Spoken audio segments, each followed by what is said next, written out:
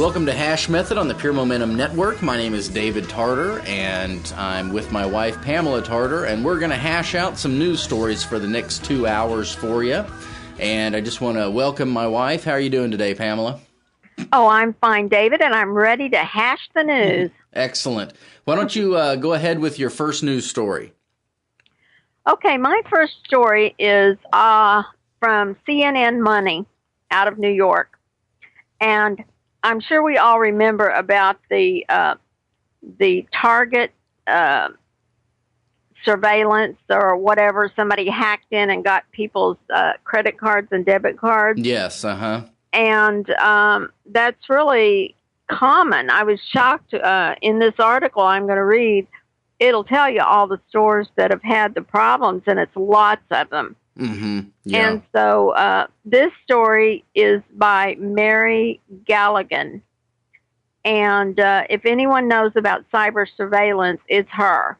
Until recently, she led the cyber and special operations team of the FBI New York office, the agency's largest surveillance operation. That included catching hackers like the infamous Sabu and using him to hunt down other hackers. Galligan is now a security and privacy consultant at Deloitte. Oh, I should have asked you how to say this. Deloitte, Deloitte. Here's how she protects her privacy. You won't believe what all she does, David. Okay. She does, and she suggests this for all of us, changes passwords once a month. How in the world can you remember all that stuff once a month? I guess we're going to have to start writing it down, which is dangerous too, but I mean, if you have to change all your passwords once a month, I mean, that is massive. Yeah, that kind of scrambles your brains a little bit. Well, you've got a couple at the bank, you've got your debit card, you've got eBay, you've got all the store, email, all the stores you shop at, PayPal. I mean, the list goes on. How in this world? Plus all the passwords to get into your Empire account and your internet account. I mean, it goes on and on. Right. Okay. Change your passwords once a month, she said. Passwords are the keys into your life. If a criminal gets access to your email or any of your online accounts, it's surprisingly easy for them to worm their way into other aspects of your life. Now that's scary. It is. Assume your passwords will periodically get compromised. Assume this, she says. Adobe, AOL, eBay, Kickstarter, and Yahoo have all had major security glitches in the past few months. That's scary. Of course it's scary. It's unbelievable. eBay, they just had that like a couple of months ago. Mm-hmm. And when I went on to just log in, they wouldn't let me log in. I had to change my password before I could even get in. That's crazy. Yeah, I know that there's a lot of software out there that tags on to anything that you get into on the internet, it seems these days. That's just my opinion. I don't have any percentages on how many websites or pieces of software there are with keystroking, hacking type attachments that come in, the ugly cousin of the piece of software that you actually do want to install comes in with it. But it does seem like everything has got a little bit of something in it and with it, and just trying to install a piece of anything. I mean, it comes in with this toolbar, and any of the updates have all this crap, and it really gets old. And eventually, I know. I hate to do updates because of that, but you have to. Mm-hmm. Okay. I wanted to tell you how I found out about eBay. Okay. I turned the radio on because we have terrible thunderstorms here. Mm-hmm. And our dogs always tell us when there's going to be a bad one. They come running because of the tornado. They're very scared. And so I turned the local talk radio on, and Rush Limbaugh was on there, and he was talking about how you needed to go in and change your password. Okay. So I came in and tried to log into eBay, and it wouldn't let me log in. It forced me to change my password. Oh, my gosh. So they must have taken it pretty seriously, actually. Well, they're dealing with money, and they don't want to be held responsible for any of that stuff, so they just demanded it. Yeah. Which was probably the smartest thing to do. My next, or my first I'm story. not even half finished with this one. Sorry about that. Go ahead. So the first one was change your passwords every month. Okay. The second one is give the wrong contact information at checkout. Now, that means, you know how the clerk asks you for your zip code or your phone number? Oh, yeah. They try to get all of your information from you orally, and then they put it in their little register.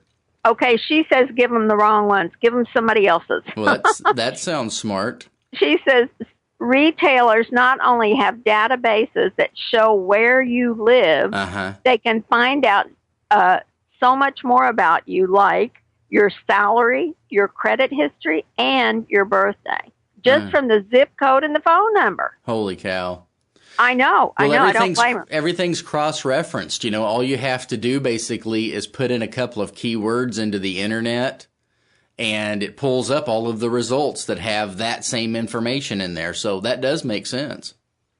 Okay, so she said recent data breaches, like last year's Target hack, show that companies aren't responsible enough to safeguard that information. So that's why she says always give clerks phone numbers and zip codes that are not yours. Okay, I really like that. Well, it's a pretty good idea. She should know. She's in the business. She said, but she laughed while she told this story. She said one time this backfired on her because she was shopping with her little 7-year-old niece who called her on it when she said, my number is blah, blah, blah. She said, no, it's not. Your number is, and gave her a phone number. Kids are so honest.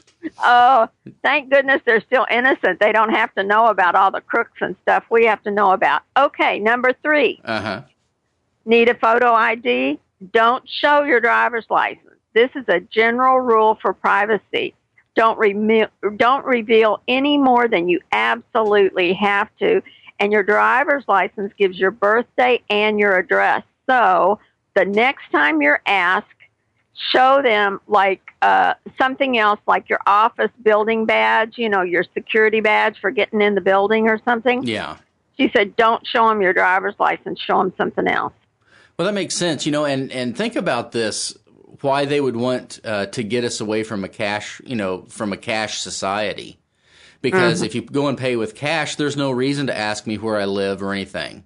You don't have to. You don't have to verify a check or look at my driver's license to make sure that the card that I'm swiping is actually my card. It's either cash or it's not. And but David, you totally build a database on that. Some of them ask you when you first get there. They don't know how you're going to pay. When you just show up at the register, they ask you where you're from to get started on the sale. That's true. You should be able to say, well, I'm not giving that information to you at all, period. Well, rather than do that, just give them somebody else's. Since I've read this article, I already know what I'm going to give them. I already know the zip code. You already thought about it? Oh, yeah, I've already thought about it. I know. Okay, number 4 the North Pole. No banking app. Galligan is particularly careful about access to our bank accounts. Although most credit cards have fraud protection, your checking and savings account do not. Did you know that? No. I didn't either. Because of how easy it is for computers to get infected with a malware that spies on you, Galligan doesn't shop and bank on the same computer. That includes her phone. Makes sense. Okay. Boy, she's really gone into it. Number 5, keep one email account for junk mail. When companies demand an email address, give them that one. Right. Isn't that good? Yeah. Okay.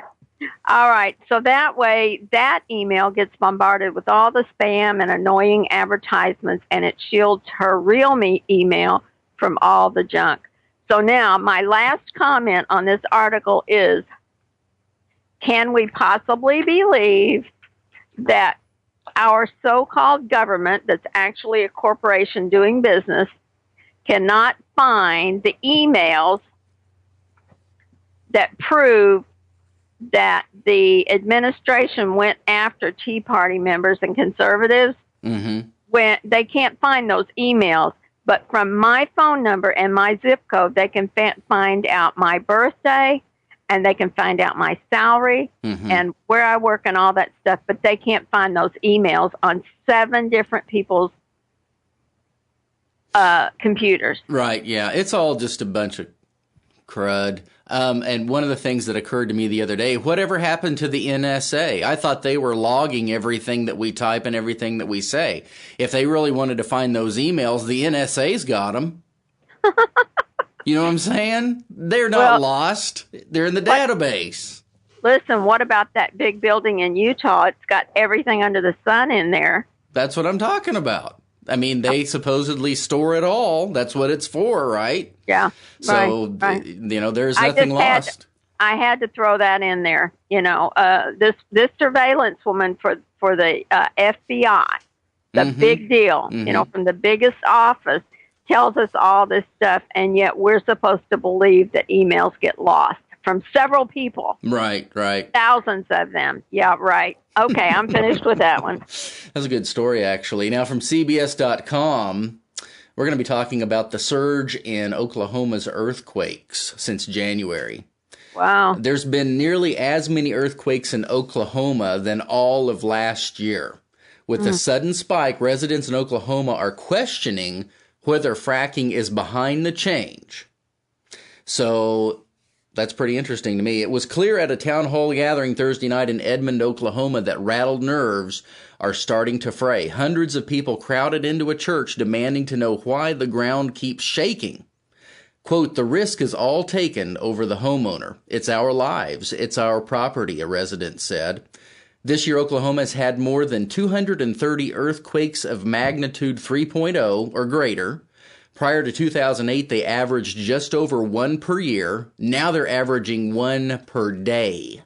Oh my gosh! Yeah. Now that's amazing. And you know what's wild is there are neighbors, and I didn't even know they were having that many.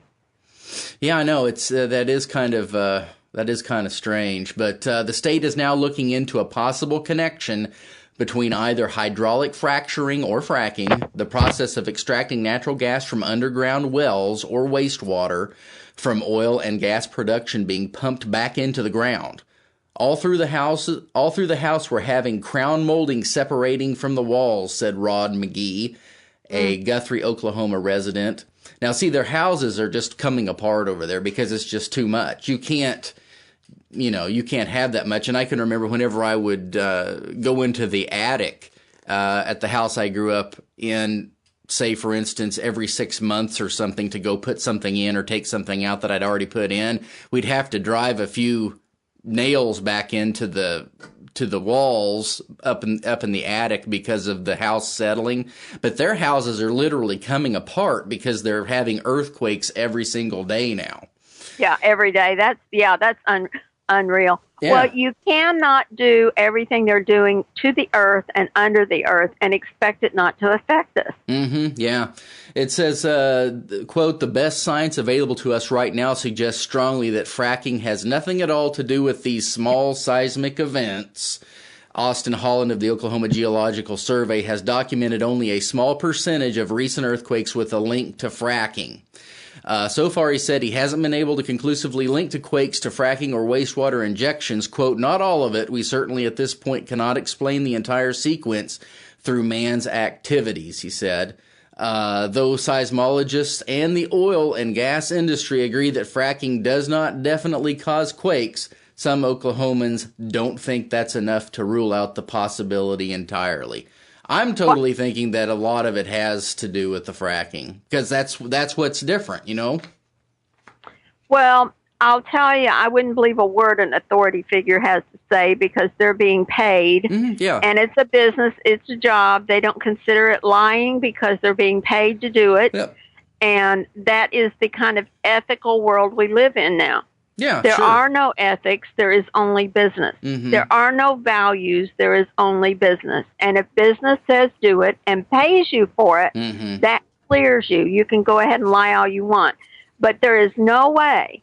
I mean, if you study fracking and go online, I encourage everyone to go online and look up fracking.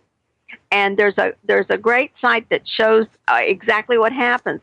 There's no way that you can have as many of these fracking drills as we've got and it not affect the earth. It's not possible. That's right. And, you know, it goes so deep into the earth. You know, I mean, it's going way down there. There's actually an article on PureMomentum.net about fracking and just how many terrible chemicals go into that stuff, which gets into the water, you know, et cetera, et cetera, et cetera. But that's the end of the article. Well, now I do want to invite everyone to pay attention to my other show, Factor 9, because I will be having a guest on that part of her talk, and this is Maria Wheatley. Part of her talk will be about sacred water and fracking. And so you'll want to hear that. Mm-hmm. It's going to be, I think, the end of the second week in July. It could be into the third week. I don't have the exact date that it'll come out, but she's in England, and they know a lot about it. In England and Ireland, they've had a horrible experiences with fracking. And what an interesting person she is. Oh, she's amazing. Absolutely. She is absolutely amazing, and what she knows about the earth and the vibrations and the energy of the earth. And we can't do this. I mean, it's like you. If you came by and punched me once, that might not be anything. But if you punched me every 30 minutes, mm-hmm. I wouldn't be alive anymore. That's right. I'd pick up a baseball bat. But I'm just saying, we can't keep doing this. Right. And not have some kind of an effect. But, you know, at least we know that there are earthquakes happening like that. One a day in Oklahoma, which I was just absolutely shocked about. And they're our next door neighbors. Mm-hmm. We're in southwest Missouri, so Oklahoma, Kansas, and Arkansas are our neighbors. I mean, we're just right here, and I didn't know it. Yeah, and they're typically on the coasts, you know, so them being inside the central part of the United States, to me, is a little strange. Well, and you know, if they're having one a day and it's affecting the inside of their homes, and they're not the only ones that are having this. Other people are too. We're just not hearing it. But we will report it to you, listeners, as we hear about it. Right. If your house is falling apart because of earthquakes and your drinking water that comes out of the faucet is flammable, you've got problems. Yeah, I think so. I think we need to look into that. All right. Are we finished with that subject? Yes, we are. Okay. I've got another one from CNN.com. Okay. And this is funding for Golden Gate Bridge suicide barrier approved. Now, this is going to be very touchy because I don't know if I like this or not.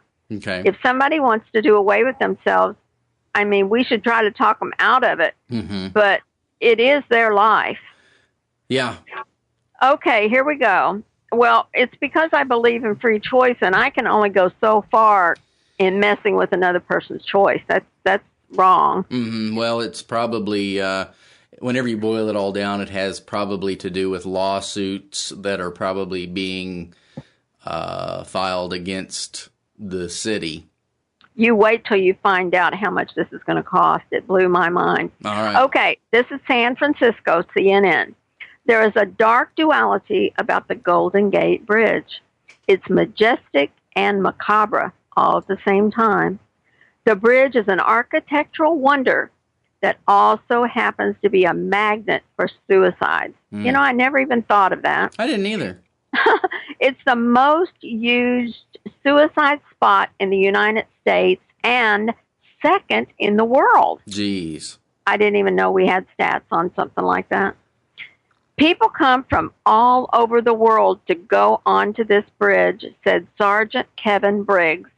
He's a retired police officer who used to patrol the Golden Gate. Mm-hmm. Not just to sightsee, he says, but also to take their lives from this bridge. So on Friday, San Francisco's Golden Gate Bridge Board of Directors unanimously approved a $76 million funding to erect a 20-foot wide steel net extending out from each side of the 1.7-mile span. Wow. And this is to deter would-be jumpers. And what I read was where they put these steel nets up, people don't jump because they don't want to get hurt. They want to die. They're tired of hurting. Jeez. They don't want to live and be hurt by falling into this steel net. Okay, so it's supposed to deter would-be jumpers. The federal government will cover $50 million of the cost and the rest will come from state and local sources. I love it when they say the federal government because the federal government only makes money by doing business off of us. That's right. That's and it's not voluntary business either. It is, by force. That's right. Last year, 46 people died after jumping off the Golden Gate, according to the Bridge Rail Foundation. It's an organization that's dedicated to stopping suicides from the bridge. The organization estimates that more than 1,600 people have leapt to their death since the bridge opened in 1937. So it's been reported that where nets have been erected as suicide barriers, they have proven to be 100% effective. And this is what Dennis Mulligan said. He's the CEO and general manager of the Golden Gate Bridge Highway and Transportation District. Okay. So I guess the bridge has its own district. Can you imagine? I guess so. Okay, so this gentleman, Dennis Mulligan, represents the proposal, and he presented it to the board. He said that suicidal people have stopped jumping when you put up the barriers. These locations included the Clifton Suspension Bridge in England and the Duke Ellington Bridge in Washington, where after the barriers were installed, suicide rates went down dramatically. Well, now he said went down dramatically, and earlier he said 100%. Oh, well. Continuing, quote, apparently suicidal individuals don't want to hurt themselves. They just want to die. So where the nets have been erected, people just stop jumping. The decision to move forward with the Golden Gate plan punctuates a contentious fight that has simmered here for a long time. As a matter of fact, decades. No one side of the debate could really take the lead, but those who believe suicide barrier will detract from the bridge's beauty, and then the other side were the mental health people and advocates that want to stop people from committing suicide. Right. One of the barrier proponents is Kevin Berthia. Now, this is an interesting story, I guess. Sad, but interesting. He stood on the precipice of the Golden Gate Bridge on a cold afternoon in March of 2005. He was unemployed, he was drowning in a sea of medical bills, and he was very distraught. Yeah, I bet. He said, I was hurting a lot. I was dealing with a lot of issues, and I felt like I was dealing with them all by myself. I just wanted out. Almost as soon as he hopped over the 4-foot barrier to the bridge's outer railing, he was approached by Sergeant Briggs. Briggs had been there before. During his 23-year career, he has coaxed more than 200 people back from that same railing. 2 people he wasn't able to save, and they jumped to their death. Wow. When someone goes over the other side of that rail, it's like having a gun to their head, their finger on the trigger, and the hammer pulled back. That's what Sergeant Briggs says. Now, he's retired now, but he has a lot of stories. They're ready to go, said the sergeant. The pain is too great, and they don't see any hope. They just want out. For more than 90 minutes, Briggs listened while Berthia talked and told his story, the biting wind swirling around them. As the minutes passed, He said he felt like the burden he was carrying was lifted as he talked to Briggs. Eventually, he decided to come back over the barrier. Well, a lot of times that's all that it really takes is just somebody listening to the problem, or the problems, because people do feel alone in this world. There is so much going on in every area that is problematic, and everybody can agree with it. You've got money problems, you got family issues, medical, all of the things, health problems. And sometimes it's hard these days to get anybody, even people in relationships I hear talk about, we talk, but I don't feel like he's listening to me or she or whatever. And so that probably did help some. So he continued and said, I knew things would get 10 times worse when I came back over, but I wanted to give it another try, he said. After talking with Briggs, I felt I could give it another try. So that's a good testament to reaching out to someone, and he didn't try to force him. Right. He just talked and listened, mostly listened. And people do not have the support that they used to have. My next show on critical mass is going to be about the demise of the family. Mm-hmm. This is one of the results of that. Sure. People don't have anybody to support them. That's right. If you saw your family regularly, they could say, "Oh my God, you look so tense. Is something wrong? Let me help." Right. But there isn't any of that now, because number one, the elderly people or the grandparents, some of them have to work till they drop dead because our society and our economy is so messed up. Yeah, and Alzheimer's is so much more common now, and all of the other mental disorders that have been labeled mental disorders. And, people just don't have the ability to take care of the elderly the way that they used to, because before, whenever you had one parent working, the other person could go and be with grandma, or grandma could come and live with you, for the last few years of her life or whatever was necessary. But now it's not possible because everybody's got to work, and everybody's got to be at ball, and everybody's got to be at school, and there's so many things going on, and then the rest of the time has to be for video games. So, Well, and the point there is that if the elderly were around, they could be there to offer support and an ear, and they could listen to these tense times and give a little advice or at least some support. Yeah. Well, that's the end of that story, but... Well, actually, that's the end of this first segment of the first hour, Pamela. We've got to take a break. We'll be back on the other side. This is Hash Method on the Pure Momentum Network, and we'll be back in just a few moments. Those who expect to reap the blessings of freedom must, like men, undergo the fatigue of supporting it. Thomas Paine.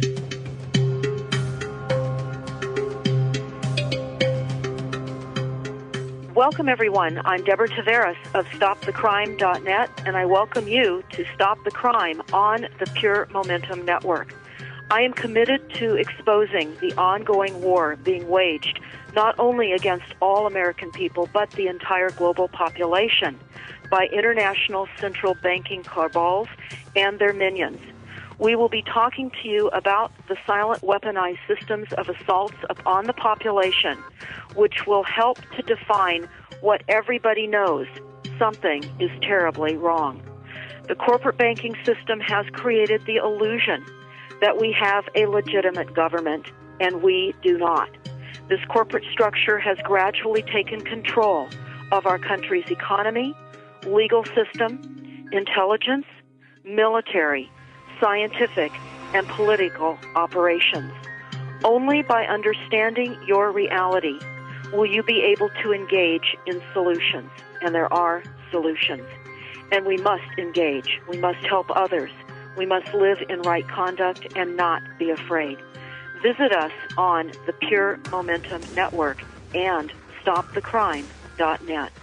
If you want total security, go to prison.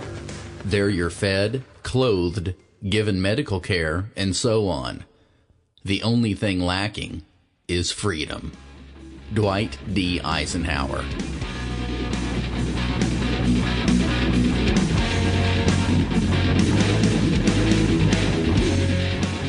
Welcome back to Hash Method on the Pure Momentum Network. My name is David Tartar. I'm joined by Pamela Tartar.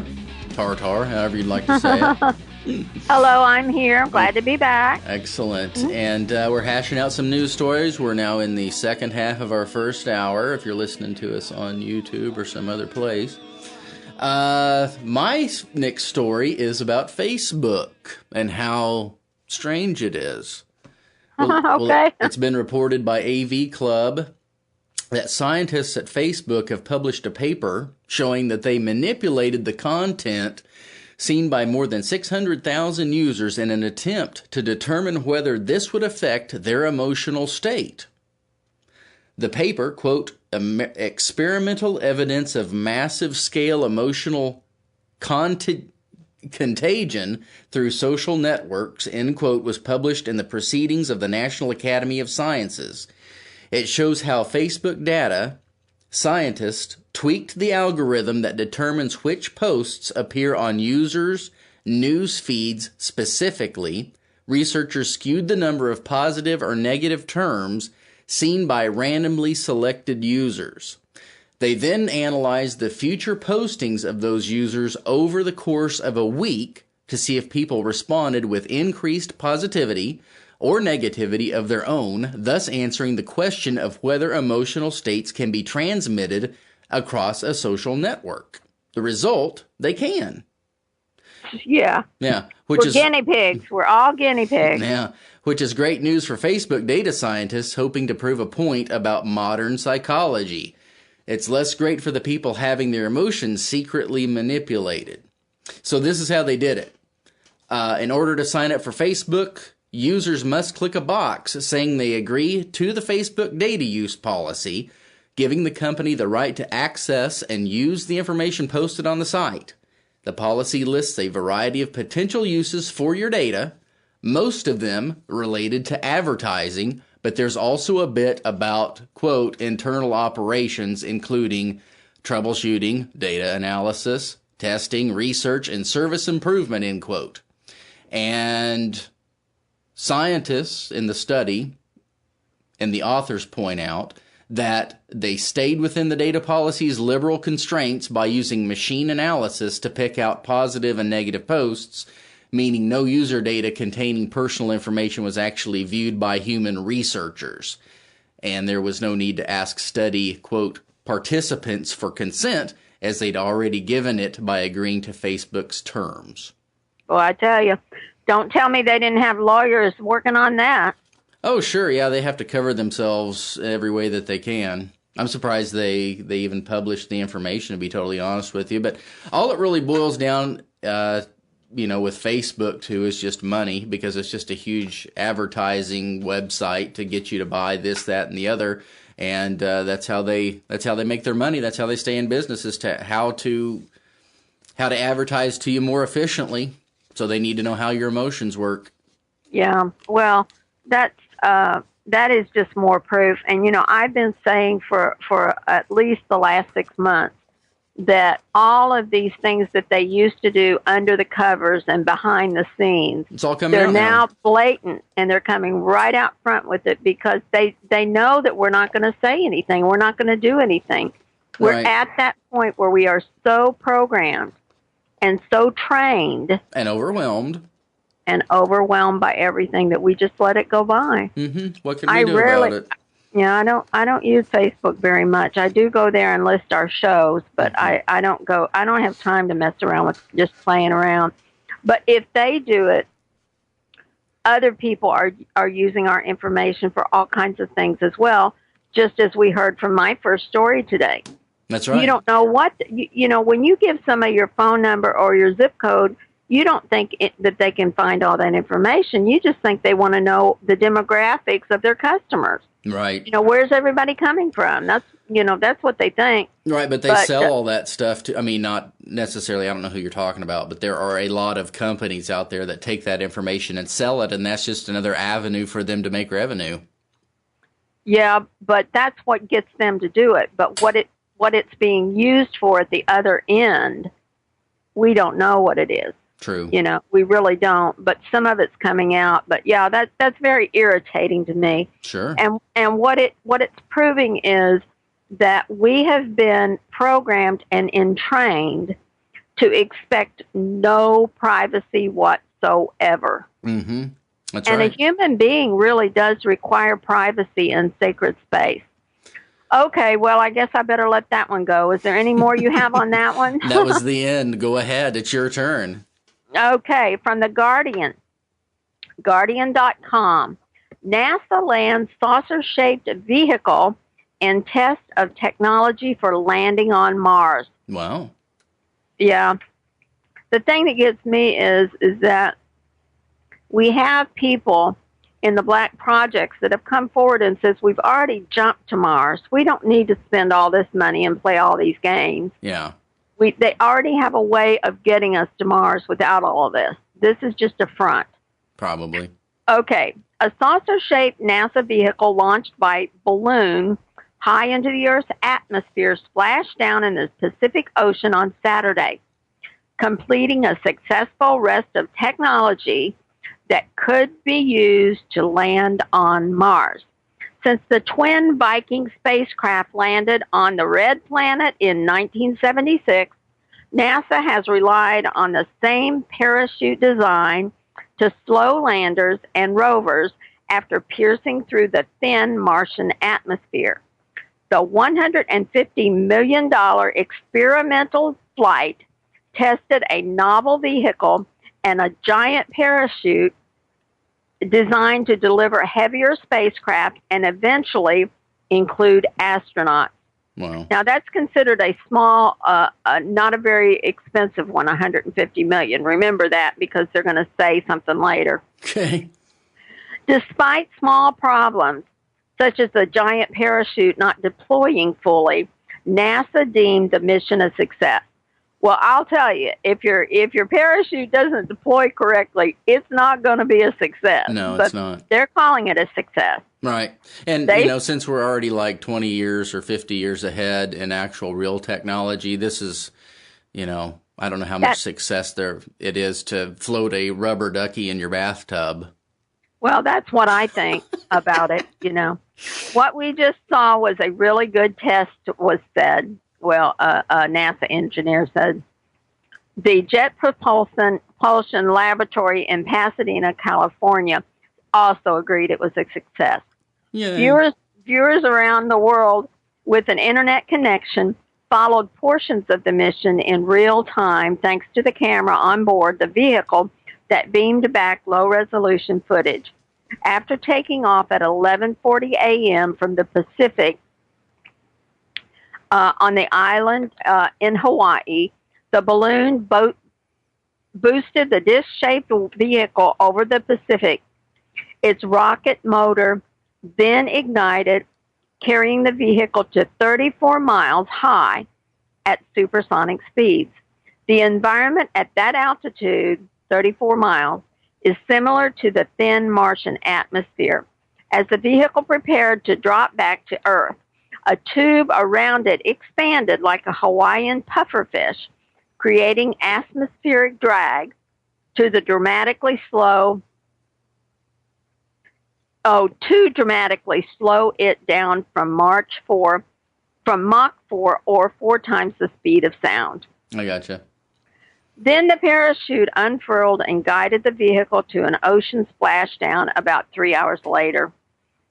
At 110 feet in diameter, the parachute is twice as big as the one that carried the one-ton Curiosity rover through the Martian atmosphere in 2011. The test was postponed 6 times because of high winds.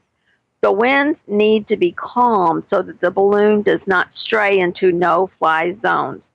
Engineers planned to analyze the data and conduct several more flights in the next year at $150 million a pop before deciding whether or not to fly vehicles and parachutes on a future Mars mission. Quote, "We want to test them here where it's cheaper before we send it to Mars to make sure that it's going to work." Okay, so that was what the project manager, Mark Adler, said from NASA Jet Propulsion Laboratory. $150 million each test, and they're going to do 4 more this year because it's so much cheaper. Mm-hmm. The technology envelope needs to be pushed, or else humanity won't be able to fly beyond the International Space Station in low Earth orbit, said the head of space technology at NASA headquarters. Technology development is the best and surest path to Mars. Wow. That's the story. Yeah, yeah. Well, I really hate to get into all of that with my opinions, because I get really upset sometimes when I think about the amount of money that we spend on things like that, even while I know that some really good toothpastes have been designed to go into space, and we've had some technology like Tang and things developed for people to really enjoy here on Earth. But, we spend a tremendous amount of money doing this sort of a thing, and there are people starving in the streets in this country. Well, everything is certainly being mismanaged, but the part that bothers me the most is that we already have the technology, and people are already going to Mars. And you can look that up on the internet and follow that yourself. I've heard several interviews with people, right, that have said that they've been there. Yeah. So, okay, what's your next story? This comes from naturalnews.com. The one and only Mike Adams. I really like Mike Adams because he seems to be a real human being. Haven't you noticed that? Whenever you listen to him talk, and the way he writes his articles are just perfect. It's like you can feel the humanity coming out of him. But yeah, he's called the Health Ranger, David. I know. Okay. Well, this has to do with cities that are heading for imminent water supply collapses because of drought. And this starts out, again, Mike Adams. One bizarre trait that strongly characterizes modern human civilization is a widespread inability to plan ahead on every issue imaginable. Debt spending, fossil fuels, healthcare costs, resource extraction, and so on. Our citizens and political leaders demonstrate near retarded cognitive function by failing to see where their actions might lead, and it's almost as if they're proud to be so stupid too. There's no better example of this than the city of Las Vegas, Nevada, a city of 600,000 people who almost universally depend on one lake for their water, and that lake is running dry at an alarming rate, after which there will be no more water for Las Vegas. The lake is called Lake Mead, created by the Hoover Dam back in 1936, when the Las Vegas population was very tiny by today's standards. Lake Mead took 6 years to fill with water. Now, with over 2 million people in the greater Vegas region depending on its water, Lake Mead has dropped by 50% and is receding with alarming speed. So where is all this going? It's being siphoned off by large tunnel straws that redirect the water 25 miles to the city of Las Vegas. These straws, however, are sucking the lake dry. Tim Barnett, a climate scientist at the Scripps Institution of Oceanography, explains it this way in a Telegraph news story. And it basically says that the situation is as bad as you can imagine. It's just going to be screwed relatively quickly unless it can find a way to get more water from somewhere. Las Vegas is out of business, yet they're still building, which is stupid. So in just a matter of, they say, less than 20 years, Lake Mead is going to be bone dry unless they do something different. Well, our water is being messed with all over the place. They're redirecting water everywhere, and the weather wars. You just have to look up about weather wars because it is being manipulated where it's raining and where the droughts are, and that's pretty well known now. Well, have you noticed how often water is in the news now? Well, it should be, because water is, I can go for 2 weeks without eating. I can only go for 3 days without water. Sure.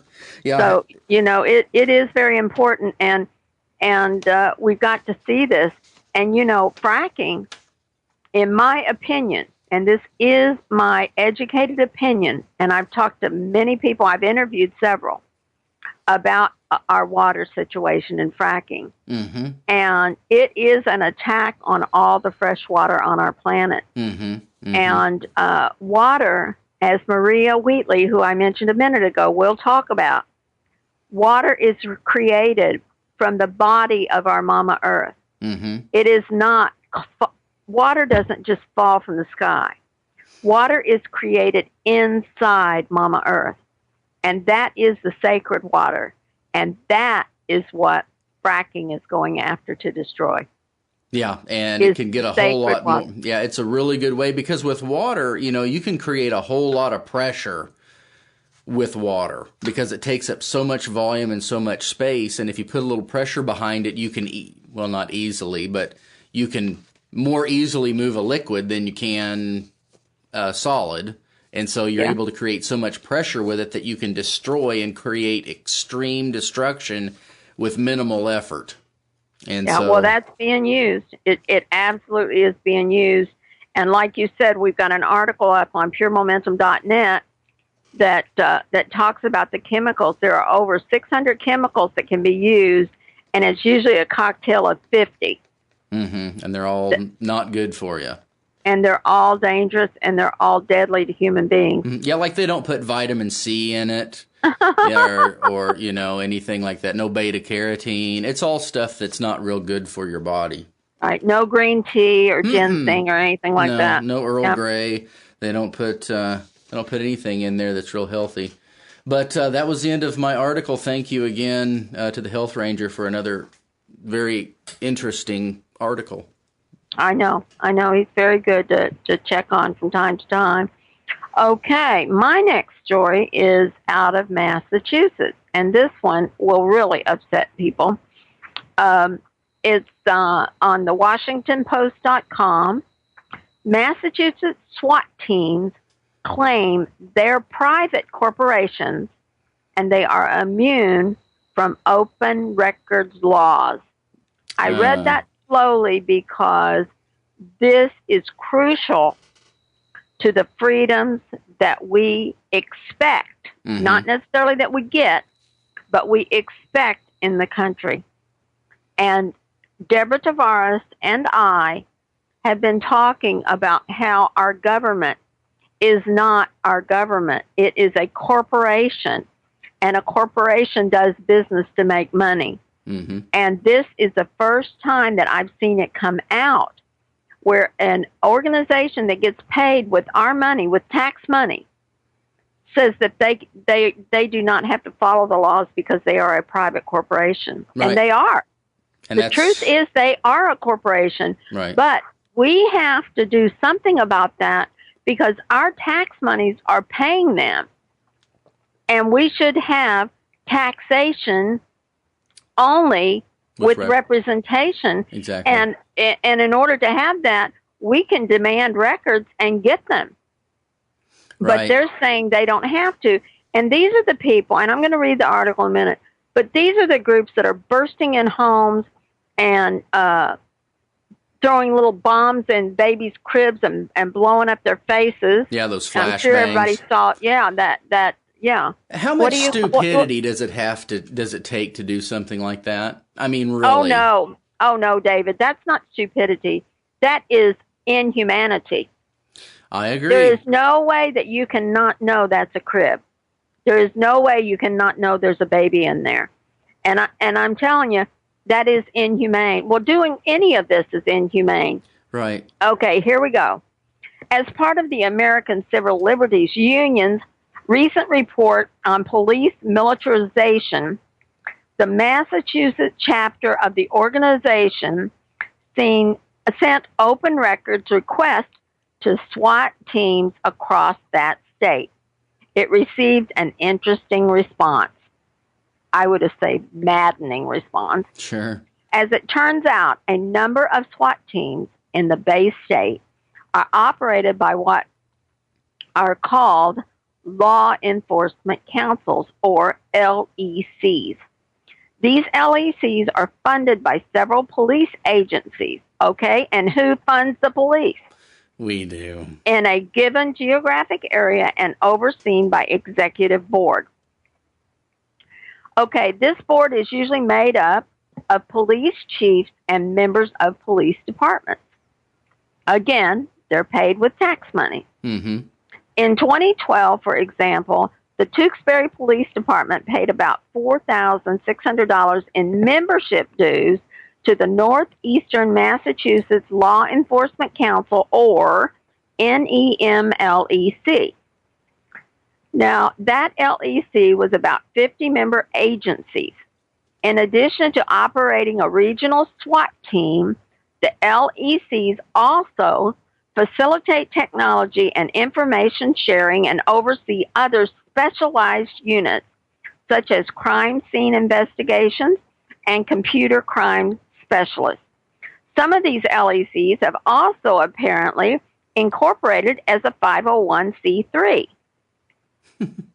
And it's here that we run into the problems. According to the ACLU, the LECs are claiming that the 501c3 status means that they are private corporations and they are not government agencies. Now, is this slick or what? Sure, yeah. You get all the benefits with no responsibilities. That's it, exactly. That's what we've got for a government. That's not a government, it's a corporation. Okay. And therefore, they say that they're immune from open records requests. Okay, let's be clear. These agencies oversee police activities. They employ cops who carry guns, wear badges, and collect paychecks provided by the taxpayers, and have the power to detain, arrest, injure, and kill. Wow. They operate SWAT teams which conduct raids on private residences, which we know about lately, really big time. And yet they say that because they're incorporated, they're immune to Massachusetts open records laws. The state's residents aren't permitted to know how often the SWAT teams are used, what they're used for, what sort of training they receive, or who they are primarily used against. This is a very important, powerful story. Yeah, and it makes me sick. Well, it makes me scared to death. It makes me angry and makes me scared, but it might wake some people up. In the news lately, there have been so many stories about SWAT teams breaking in their house, and they know what they're doing. They do it, at 5 o'clock in the morning or 2 o'clock in the morning.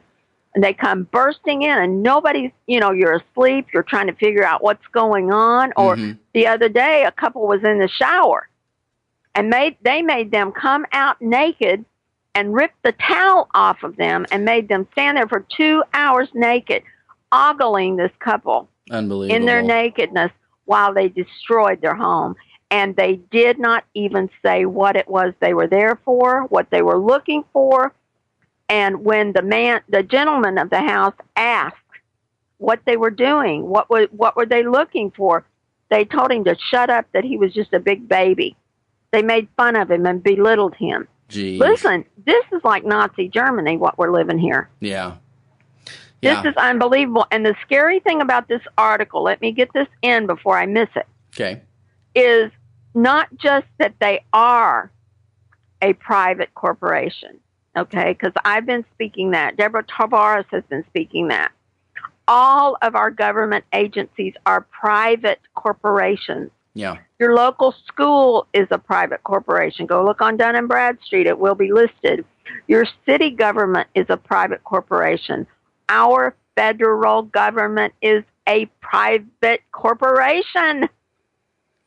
And they do not have to follow the laws about records or anything else. They're a business. Unbelievable. And that's coming home to roost to us right now. The truth of that, the laws that have been set in place for private corporations are being used so that these government agencies, I say loosely, they're supposed to be government agencies, do not have to live by the laws they've passed, because they are not under those laws. They're on a different set of laws because they're a business. Jeez. Unbelievable. And it's been that way for years, David, but they're just now coming out and shoving it in our face. Yeah, and that's one of the reasons why they're wanting to shut down independent media, because that's where it's all bubbling up from, and that's where the truth is starting to come out. And speaking of independent media, that we need to take a break, actually, and move into the members section. Do you want to read a couple, or let us know a couple of the stories that you're going to talk about in the members section before we end this first hour? Oh, I'd love to. I've got a story from Mike, the health ranger at Natural News. Oh, good. And it's about a man that loses 154 pounds, and he tells about that. Excellent. And we've got a story about a Mississippi Tea Party activist is dead of apparent suicide. Sounds fishy to me. All these suicides sound fishy. Yep. Well, there's never been so many, I'll tell you that much. Yeah. Well, I've got one about Ebola and an outbreak, or they actually call it an epidemic that is happening right now that they're trying to stop. More talk, it looks like, from Oklahoma, and having to do with nurses and military care. And we got some news from news about a security grate killing a 3-year-old, which is terrible news. A security gate or grate? Well, it was a grate that fell. Okay. On a 3-year-old and killed it. And much more news on top of that. So stay tuned. If you're not already a subscriber, click the subscribe button up in the menu, become a member, and you'll be able to hear not only the second hour of this show, but also all of the second hours of all of the shows and all of the archives and all the special interviews and all the goodies that we have for you. So we'd really appreciate it if you'd do so. Have any last words before we go into the member section, Pamela? I'd just like to remind everyone about my show, Critical Mass, where I talk about what's going on today, where things that have been set up by the opposition to all life to program us to be other than our natural selves, other than true human beings. That's my Critical Mass show. And then I have another show which is called Factor 9, and that's where I interview very special people. So please take a look at both of those shows. Absolutely. My name's David Tartar.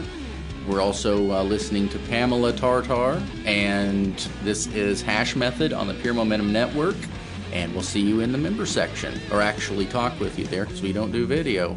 That's true.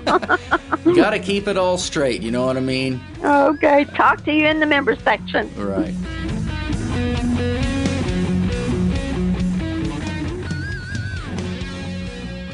We invite all our listeners to join us in the members section for the second hour of all our shows. We encourage you to click on the subscribe button, choose a membership type,